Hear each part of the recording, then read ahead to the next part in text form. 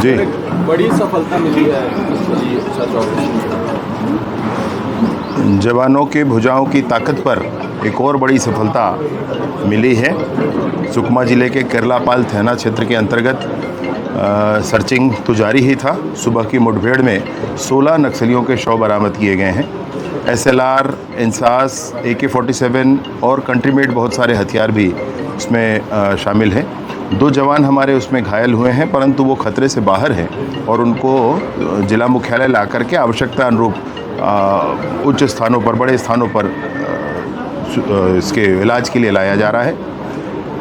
मैं सोचता हूँ कि विगत इस नए वर्ष में 85 दिनों में 133 नक्सली मारे गए।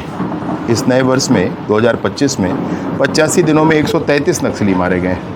कुल मिलाकर आप देखेंगे तो लगभग 2700-2800 की संख्या में नक्सली या सरेंडर हुए हैं, गिरफ्तार हुए हैं या मारे गए हैं। सरकार एक गोली भी नहीं चलाना चाहती और एक बहुत अच्छे रिहेबिलिटेशन पॉलिसी के साथ सरकार की अपील है कि जो भी लोग इसमें हैं वो सरेंडर करें, अपना जीवन सुरक्षित करें और सरकार इसमें पूरी तरीके से, पूरी शिद्दत के साथ, पूरे लाइफ सेटल करने तक उनके साथ होगी, उसमें कोई संशय नहीं है। इस पूरे अभियान में ये अवश्य है कि माननीय अमित शाह जी का संकल्प बड़ा है। नॉर्थ ईस्ट की इंसर्जेंसी ख़त्म हुई, 370 ख़त्म हुआ है, देश में होने वाले बम धमाके ख़त्म हुए।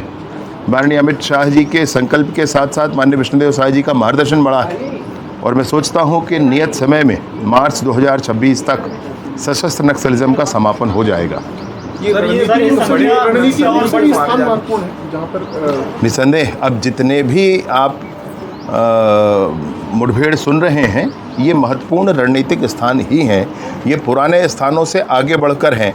आपको जो पुअर्ती पहले लगता था, आपको टेकलगुड़ेम जो पहले लगता था, इन सारे भदेड़ जो पहले आपको लगता था या आपको पामेड़ जो लगता था, इन सारे स्थानों से हम आगे बढ़ चुके हैं।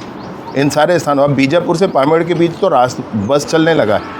तो इन सारे स्थानों से आगे बढ़ कर के बूझमाड़ के क्षेत्र में, अभ्यारण्य के क्षेत्र में और आगे जा कर के ये कार्यवाहियाँ की जा रही हैं। सर, एक बड़े नक्सली जो है जगदीश, उसके मारे जाने की भी खबर है। मैं इसके लिए आपसे आग्रह करूंगा कि आप 10 मिनट की प्रतीक्षा कर लें, तो मैं इसमें पक्की सूचना आपको उपलब्ध करा दूंगा। प्रधानमंत्री का दौरा है तो एक संदेश भी है कि अगर मानोगे नहीं तो अंदर घुस के मारेंगे।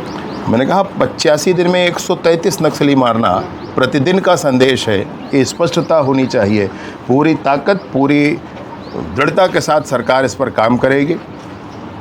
सरेंडर होते हैं, साथ आते हैं तो पूरा जीवन आपका सुचारू हो जाए, ठीक हो जाए, इसके लिए सरकार प्रतिबद्ध है, आत्मसंकल्पित है और अगर नहीं होता है तो दृढ़तापूर्वक कार्रवाई की ही जाएगी, इसमें कोई संशय नहीं। ये अमित शाह जी एक्स पर पोस्ट किए हैं, इस बात का जिक्र कर रहे हैं हथियार और हिंसा परिवर्तन नहीं ला सकते, केवल शांति और विकास ही संभव है। इससे पहले जिस तरह से नक्सल मुठभेड़ हुए और आज जो नक्सल मुठभेड़ हुआ है उसके लिए जवानों को बधाई भी दी है। बंदूक लेकर जंगल में घूमने का अर्थ क्या है, क्या चाहते हैं, कोई बता दे। आप लोगों ने स्वयं ही इंटरेक्शन किया है उन युवाओं के साथ जो अभी बीजापुर, सुकमा और नारायणपुर वगैरह से आए थे। आपने स्वयं पूछा उनसे तो 30-30 साल के नौजवान कभी टीवी नहीं देखे होते हैं, ये स्थिति होती है।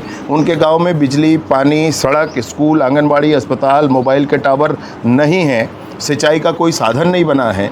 अगर ऐसी स्थिति में उनको कब तक रखा जाए और क्यों रखा जाए, क्यों उनको बंधक बना कर रखे हैं, बड़ी स्पष्टता होनी चाहिए। और इसलिए यह जो एक्स में पोस्ट उनका है ये बहुत स्पष्टता है कि सरकार चाहती है कि मौलिक सुविधाएं गांव तक पहुँचें, उन लोगों तक पहुँचे जिनको इसकी ज़रूरत है।